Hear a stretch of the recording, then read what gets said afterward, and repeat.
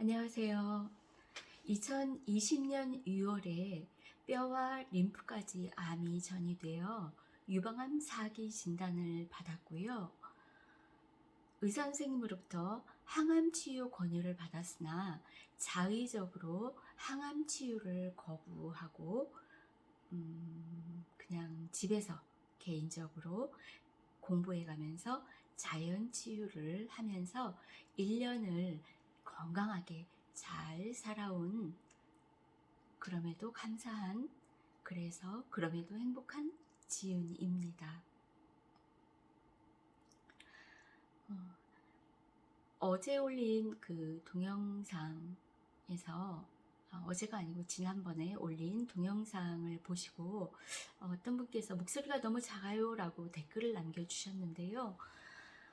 제가 선천적으로 목소리나 이 성대가 굉장히 약한 편인가 봅니다. 목소리는 굉장히 가늘고요. 소리가 작습니다. 지금보다 조금 더 큰 소리로 말을 할 수는 있는데요.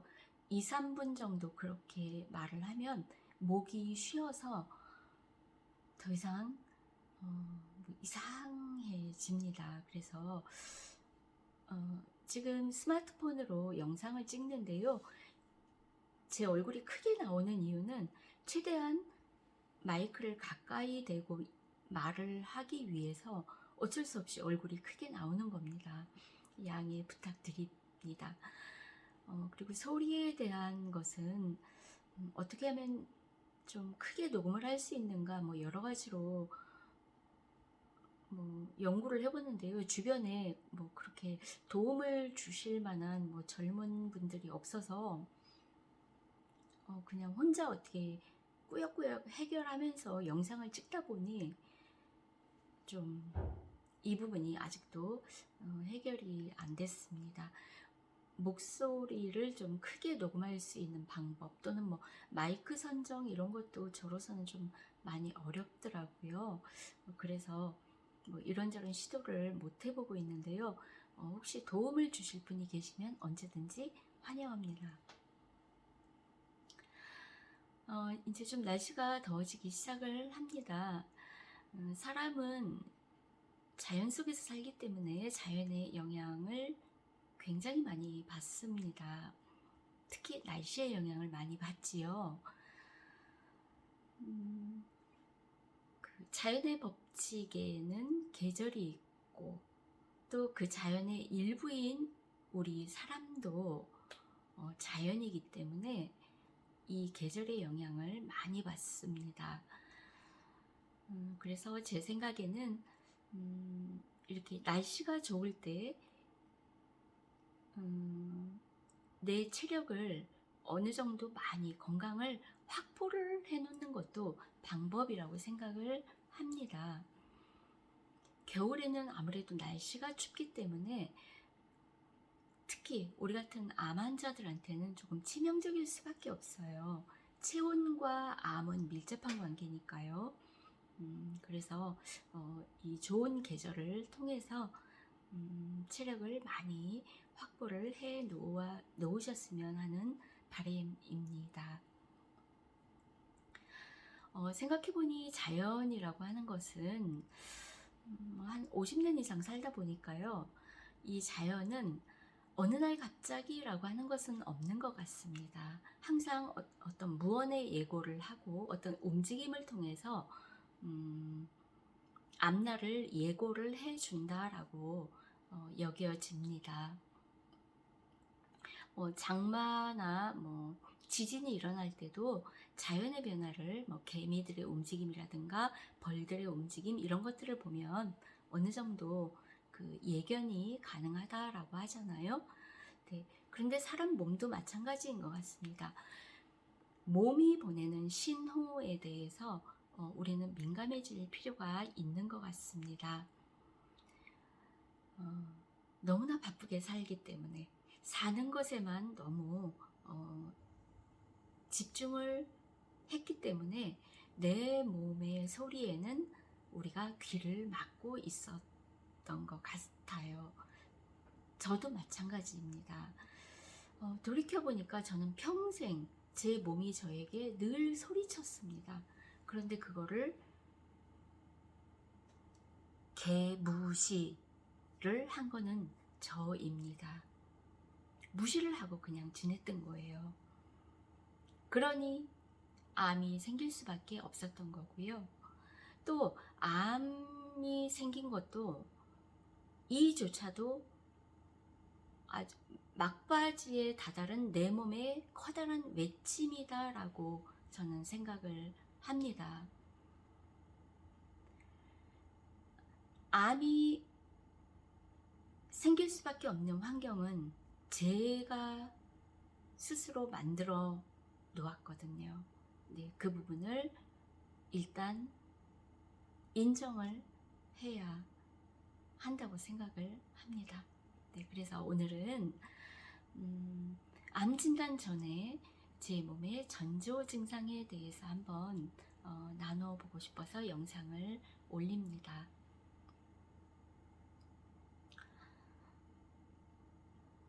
일단 제가 메모해 놓은 것을 좀 보면서 해야 진행이 좀 빨리 이렇게 조금이라도 매끄러워질 것 같아서요. 화면은 제 얼굴이 아닌 다른 곳으로 샥 넘기겠습니다. 잠시만요.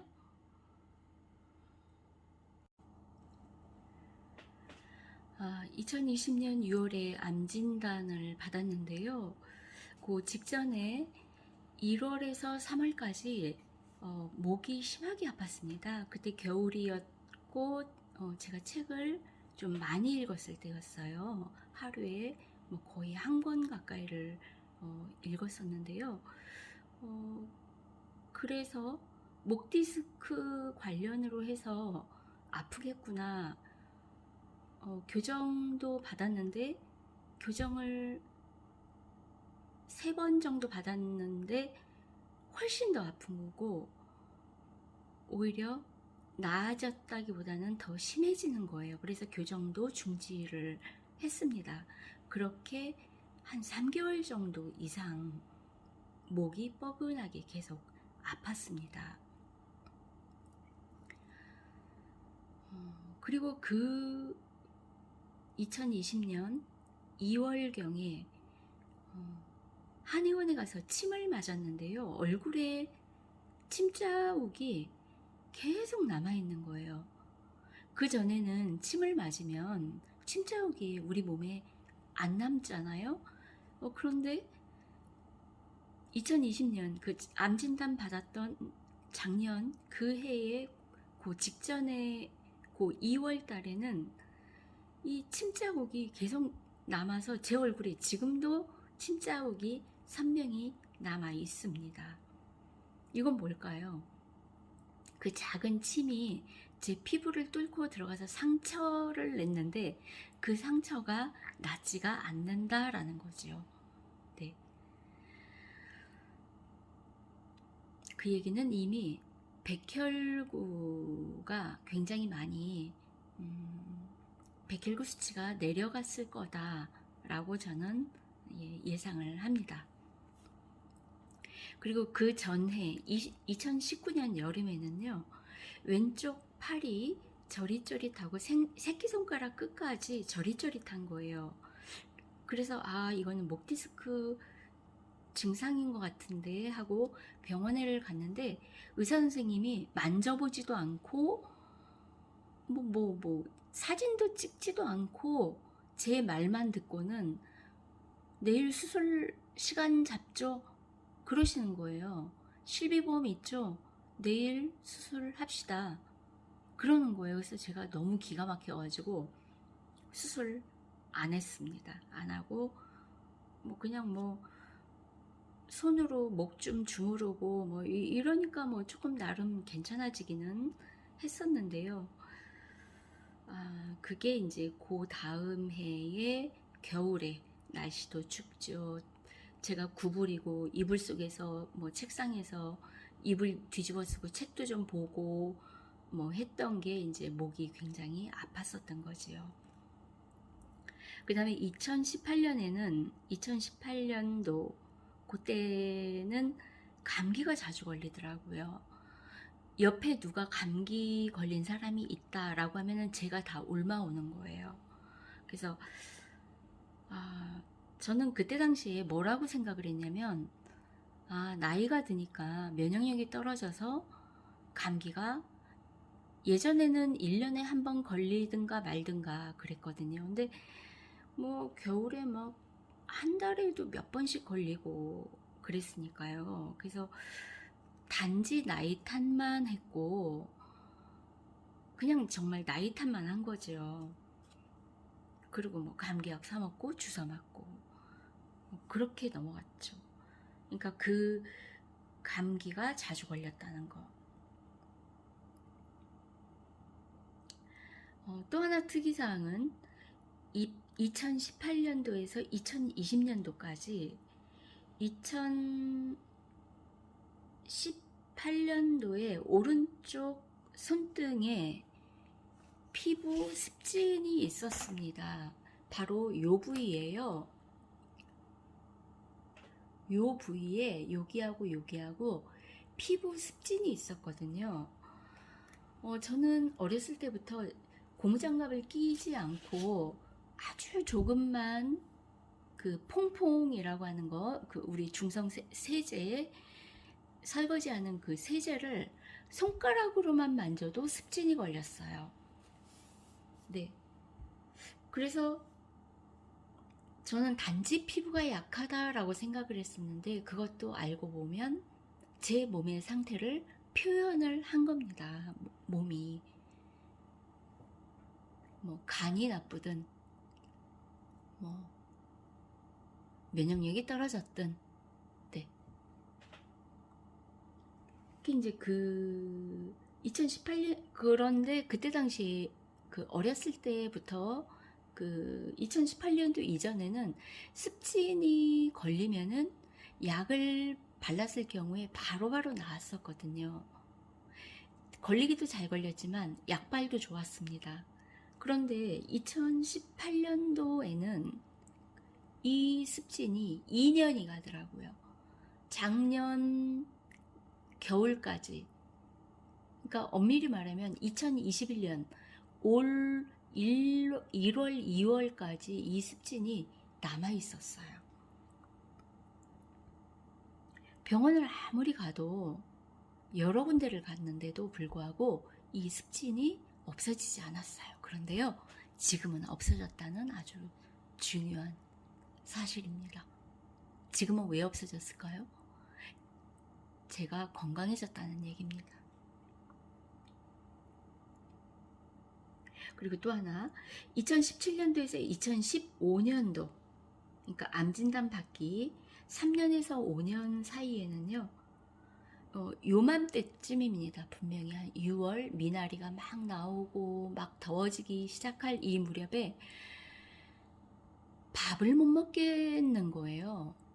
특별히 몸이 뭐 조금 피곤하다라는 느낌은 들었었는데, 밥이 모래알 씹듯, 밥이 돌멩이 같은 거예요.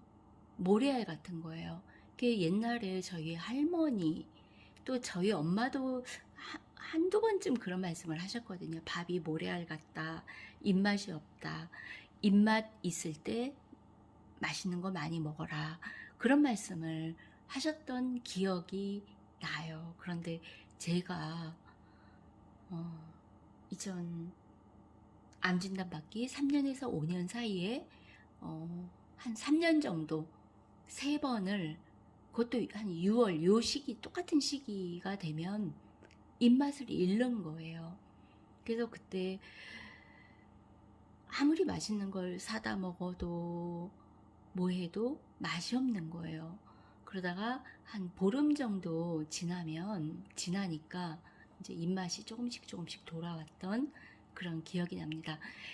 입맛이 떨어졌다라고 하는 것은 몸의 기력이 갑자기 팍 주저앉았다? 뭐 저는 그렇게 느껴지거든요. 사람이 갑자기 기력이 확 떨어지면 입맛을 잃어요. 그것이 근데 뭐 하루나 이틀이 아니고 한 열흘 이상, 한 보름 정도 갔었던 것 같습니다. 예, 그래서 이제 그런 전조 증상이 있었고요. 또 하나 2004년에서 2013년 요 사이거든요. 요때는 제가 30대, 40대예요. 좀 젊었을 때죠. 그런데 한 10년도 넘었죠. 바토린 낭종이라고 해서 이제 그 여자분들의 그 질 입구에는 그 호르몬 줄기가 양 옆에 3개씩 있대요. 그런데 그 호르몬 그 구멍, 호르몬 샘이 6개 중에 하나가 어떤 이유에서든 막혔다는 거예요. 그럼 거기가 골마서 터지거든요. 그러면 앉지도 못하고 서지도 못하고 걷지도 못하고 굉장히 불편합니다. 그렇게를 한 일주일 정도를 고생을 하면은 얘가 노랗게 골마요. 그럼 병원에 가면 그거를 이렇게 터트려 가지고 항생제 주고 이제 뭐 또 아무는 거죠. 그렇게를 한 10년 넘게 했어요. 그래서 의사 선생님이 이거는 수술을 해도 60% 정도 완치다. 그 얘기를 들으니까 이걸 수술을 해야 되나 말아야 되나 갈등이 생기는 거예요. 뭐 한 8, 90%다라고 하면은 수술을 해볼 생각이 있는데 60%인데 수술을 하자고 하니까 막 무섭고 싫은 거예요.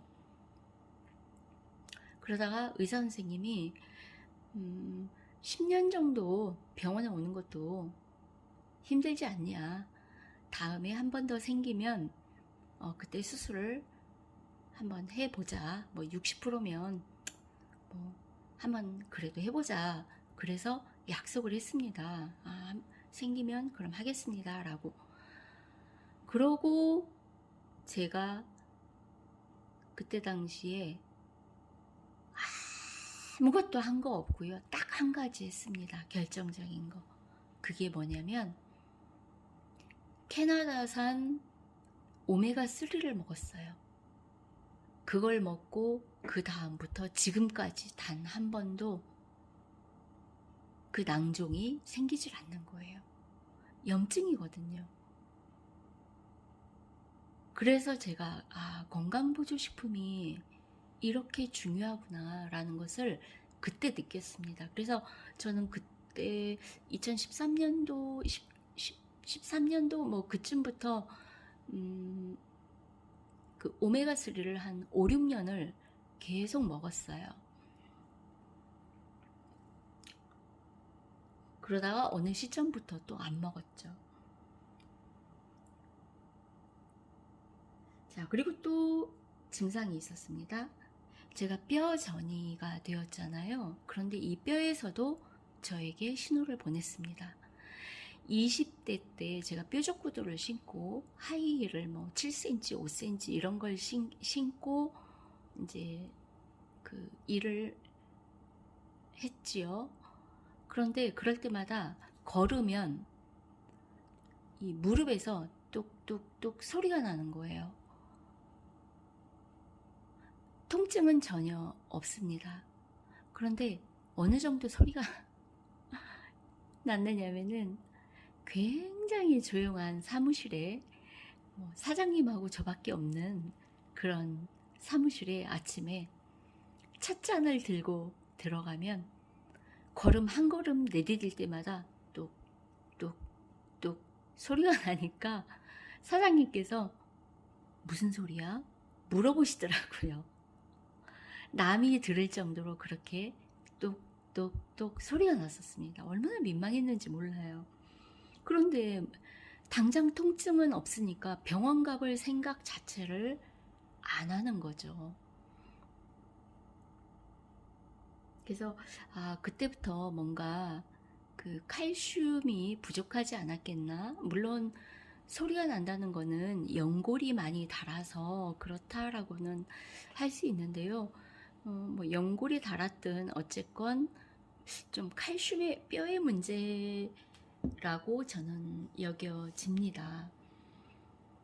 그리고 저는 또 그 학생 때 이제 벼락치기 공부라는 걸 많이 하잖아요. 10대, 20대 때, 10대 때 공부를 그렇게 뭐 하루에 뭐 한 4시간 자고 뭐 시험 전날은 한 5시간 정도 자고 뭐 그렇게 할 때가 있잖아요. 그러고 나면은 전신이 진동을 하는 거예요. 그런데 그게 제 느낌에는 뼈에서 나오는 진동으로 여겨져요. 이거 참 말로 표현하기가 못한데요. 지금도 마찬가지예요. 제가 잠을 못 자면은요, 이 다리 쪽에서 막 어떤 진동이 일어나는데요.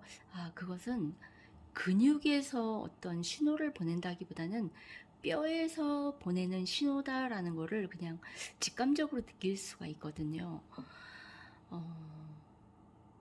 그 결과 지금 암도 뼈 전이가 그러니까 뼈 자체가 애초에 약했기 때문에 암이 처음에 생기자마자 뼈까지 전이가 되었지 않았겠나라는 생각이 드는 거죠. 그리고 저희 엄마 말씀으로는 산모가 젖이 안 나와서 쌀인가 밥을 끓여서 미음으로 신생아를 먹여서 키웠다라고 하셨어요.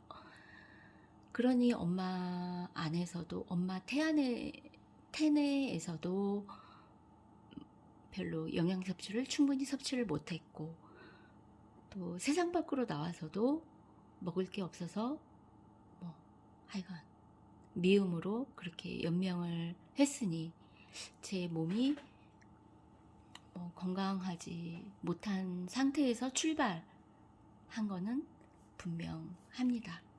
네. 그래서 제 기억으로는 초등학교 5, 6학년 때부터 신경통도 있었어요. 그때 얼마나 정확했냐면요. 하늘은 맑은데 제 몸이 아프기 시작하면 그날 저녁이나 그 다음 날은 반드시 비가 왔습니다. 그래서 저는 신경통이 뭔지를 알아요. 그게 초등학교 5, 6학년 때였으니까 그래서 한 중학교 1학년 때까지 그게 지속이 되었던 걸로 저는 기억을 합니다.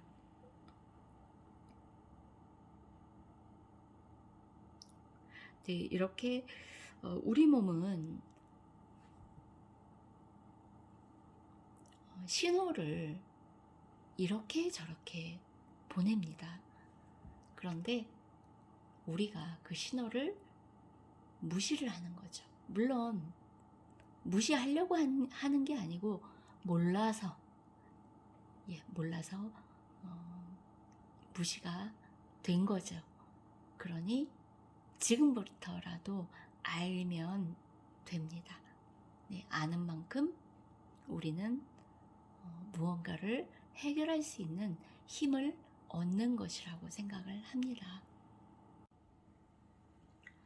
그래서 우리 몸이 보내는 신호를요, 내 지난 날들을 쭉 돌이켜 하루 날 잡고 생각을 해 보시는 것도 굉장히 좋은 방법이에요. 그런데 생각만 해서는 생각이라고 하는 것은 물 흐르듯이 그냥 흘려 보내지더라고요. 그런데 그 과거의 어떤 그런 기억들을 종이에 적으면은요, 그게 일목요연하게 정리가 되어요. 그리고 한눈에 확 들어옵니다. 제 영상을 암 환자분들도 보시겠지만 암 환우 가족분들도 보실 수 있다고 생각을 해요. 그래서 건강한 분이시든 건강하지 않은 분이시든 나의 지난날의 몸의 상태를 쭉 글로 적어보는 게 아주 중요합니다. 그러면은 거기에 공통점이 나와요. 전에 안 걸리던 감기가 더 자주 걸린다. 감기 횟수가 늘어났다.